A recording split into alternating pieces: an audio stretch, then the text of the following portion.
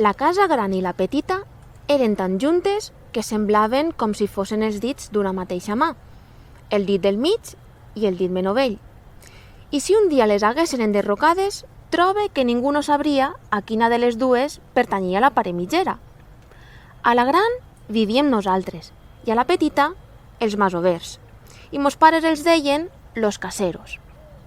Quan venien visites havien de veure-ho tot, perquè la gent que ens visitava era molt tafanera i corrien tota la casa, i els patis, i les terrasses, i el jardí, i tot el que hi havia. I en girar el cantó i trobar la casa dels masovers, començaven a dir que quina caseta més bonica, i que parecía como si se apoyaran la otra.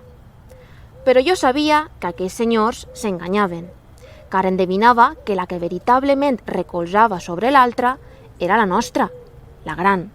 Com nosaltres ens recolzàvem també, malgrat que teníem diners, sobre les espatlles i sobre la suor de l'home que treballava els nostres bancals.